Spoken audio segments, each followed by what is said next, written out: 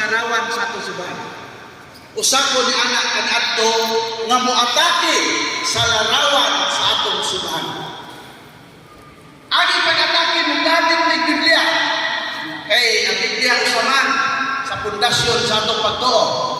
Tradisyon, magisterium o Biblia. Ugamit ng Biblia.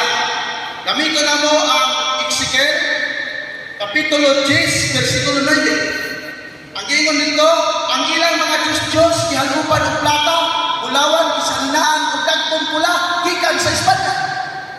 Maingon tayo mga kaniadto kay usamang ko ka active nga evangelist sa Seventh-day Adventist Church. Inyuhan ang una-unaan, kusog kayo na antod karon, grabe ang ilang pag-atake na ito mga Katoliko. Muna ang ako ang gamiton pagpangatake sa